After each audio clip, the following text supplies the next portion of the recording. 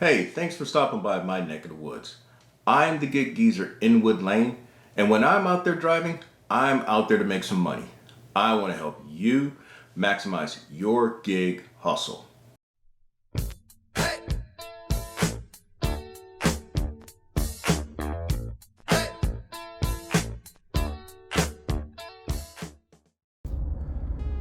I'm out here in the midst of doing my first half hustle, which I've shared in recent segments of the Gig Geezer involving Federal Express's personal vehicle delivery program. I wanted to share what I had on my mind about a couple of topics, and before I get into this,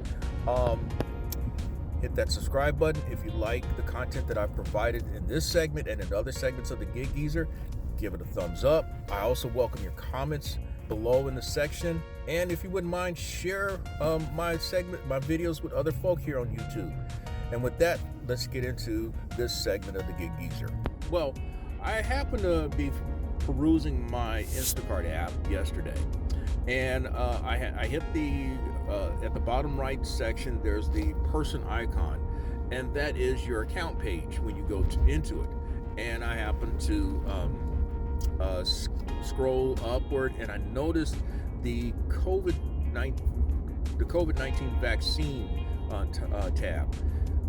Upon tapping that, it says you can get a $25 reimbursement for having gotten your COVID-19 shot or shots. And so I'm thinking, I'd already done that. In fact, I did that last month. I got both rounds. And so what Instacart asks of us is we upload a picture file of our vaccination cards, and once Instacart processes it, you are eligible for a $25 reimbursement. Well, that's exactly what I did. Yesterday, on the 19th, earlier in the day, I uploaded my vaccination card. By the afternoon, I saw $25 appear on my account page. Now, that's $25. $25 for those of us who have made the decision to get COVID shots. I don't know if I would not say that this is Instacart's way of doing something that's community responsible, or socially responsible, but it is money that you don't have to accept any orders and put up with any customers or anything like that. All you have to do is upload the picture, and there you go, $25. Now, it's going to count as income come tax time, but hey, you can deal with that come tax time. But keep that in mind, y'all. There's money out there from Instacart. It's not like the appreciation thing from last year in 2020, but this is something to look into. And I'm pretty sure that it's a seamless process if you provide them the correct information. Now, one thing I've learned and what I've heard for a long time is about how knowledge is power. I'm going to share this quick story about how knowledge is power, and how just one tidbit of information can change the course of your life. Now, many decades ago, I had an opportunity to go back to college. I had quit school, had flunked out administratively because I just did not go to class, and I never withdrew from my classes. So administratively, I flunked out of junior college. Well, a couple years later, my uncle, one whom I've often shared with people who know me, whom I've called like the walking John Wayne and Clint Eastwood for what he's done in life. I mean, this guy was an Eagle Scout, scholarship athlete, a Mustang. What I mean by Mustang is that he's a self-made officer in the Army, 3.5 tours of Vietnam, retired Army colonel, champion weightlifter, and even holds a doctorate degree. I mean, he's done everything. I've even seen him bench press 450 pounds in his mid-40s. Yes, this guy. Now, that said, he approached me about an opportunity to go back to school. He sent me some paperwork once. I didn't do anything.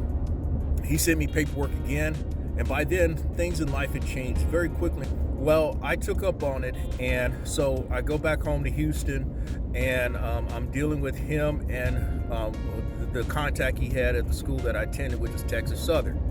And this guy gave me a hard time. I mean, he gave me a hard time. It got to a point that I was a phone call away from actually just giving up and not going ahead finishing that first semester. What I didn't know was that my uncle had a bet with him about whether I could make it or not. And so his friend's way of controlling me and making life difficult was to try to play mind games, withhold information from me, and make as if he controlled my future. Well, I don't know what prompted me, but I went to the Student Life Center on campus, and I asked somebody about, is there anything I could do about the situation that I'm in? And I spoke to this older, bow-legged lady named Freddie Guess. Miss Freddie Guess told me I ain't got to put up with that. That is a work-study job. He can't control my future. That's all it is, a work-study job. I can get a job anywhere on campus with that work-study money. And so she told me that. I got a job on the plants facility department, where I help with putting oil in vehicles, gassing up vehicles, washing them, and all that stuff. Well, when my uncle's friend got wind of it, he was very belligerent about it. He even tried to accost me physically, and that was a mistake because I turned it on him and went after him with a 2x4. But the bottom line is that one tidbit of information from Miss Freddie Guess, I never had a chance to go back to thank her, as I've often thanked other people in my life, but I'll say it publicly. Miss Freddie Guess, thank you for telling me I didn't have to put up with that, because I was on the brink of quitting. I had called my sister to send me money to ride a bus back to California and whatever was going to happen. But because Miss Freddie Guess told me I didn't have to put up with that, that was a work-study gig and nothing more, I was able to go somewhere else on campus, and I was no longer dealing with my uncle's friend after I beat him up too physically. Well, all that is to say is UberEats attempting to withhold information from us in order to force us to take whatever bad orders that come our way, which is like 98% of the time. I'll even venture to say 99% of the time. That is their way of controlling drivers into taking stuff that we would not otherwise take. Now, UberEats isn't the only gig app company out there that does that. Bite Squad does it as well. Bite Squad's way of controlling information, and so you have to learn how to manipulate it to your advantage, is Bite Squad, as I've shared, is very adamant. The people in Minnesota are very adamant about not showing anything else on the driver acceptance page other than the amount that you're going to be paid, which is mostly driven by customer tips, the address of the restaurant, the estimated pickup time that you're supposed to be at the restaurant, and the estimated drop-off time. You don't know anything else where you're heading until you mark the order as picked up. Now, the only way around that is you kind of got to go by feel, but also what I rule of thumb as what I do is that an order that is around 20 minutes, ideally in the 15 to 19 minute range, an order around 20 minutes from the time it's supposed to be picked up to the time it's supposed to be dropped off is what I use as my way of accepting an order. But I don't know what UberEats is going to do. Now, DoorDash tries to control drivers. Well, DoorDash tries to control drivers by putting us in timeout because we don't accept orders. And then DoorDash has also tried to control us by a minimum completion rate, which, no big deal. But DoorDash, there was the app, Para app. Now, I never used it, but Para app gave drivers a tool, a very useful tool to know what was the amount the order actually was paying the driver, because DoorDash is known for not revealing the tips. That's never been a big issue to me, but I know that for some drivers, I mean, hey, you never know. A $6 order could be an actually $20 order. But the lowest order person that I've ever accepted that's turned out to be a money order was about $7.50. And in fact, it happened most recently, a couple of nights ago. $7.50 order, Chicago Pizza House here downtown Columbia. It had 21 items, and I took a chance on it. Now, the gig geezer normally don't take a $7.50 order, except the $7.50 order. But with 21 items, Chicago Pizza House, I figured that this one, nighttime, downtown, very busy night, that this one was going to be a money order. Well, it turned out to pay $31.89 when all said and done. So the gig geezer guessed right on that one.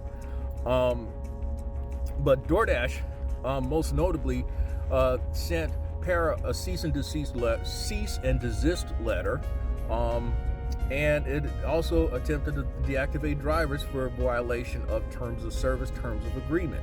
So we don't have, the drivers don't have Para as a tool, but you get where I'm going. See, DoorDash tries to control information, it flexes its financial muscle. And this goes with a lot of other things in life. I worked in the car business for a couple of years as a car salesperson. I got in right when the internet was becoming a very useful tool for society. Back when I first started when I first started buying cars, and we're talking late 1980s, where I was able to finance cars, go to car lots and finance cars, and into the 1990s. Back in the day, car lots made killing, knocked heads to the next county, to the next state, because they knew, they had all the information. And so basically people had to go along with what the car lots told them. If they told them that they had bad credit, they got hit for 2 or 3 more points with finance charges. They would steal trades, is what we used to call. Stealing trades, meaning they would give you less than what your trade was really worth. And they were very good at convincing you. These are the stories I was told. What else? Just the price in terms of negotiating, same thing. Then the internet comes along, and now people were equipped with more information. They were equipped with more knowledge, and so customers were able to challenge the car lots.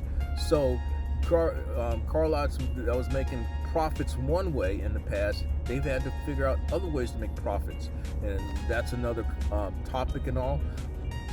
But you get where I'm going with this. This is another segment of the Gig Geezer. Until next time, I'm Inwood Lane, and may your hustle continue. Thank you for checking out this segment of the Gig Geezer. If you like the content that's been provided, hey, hit that subscribe button. Also, give it a thumbs up. And if you have any questions or useful information that you'd like to pass on to the Gig Geezer, I can reach the Gig Geezer 3.5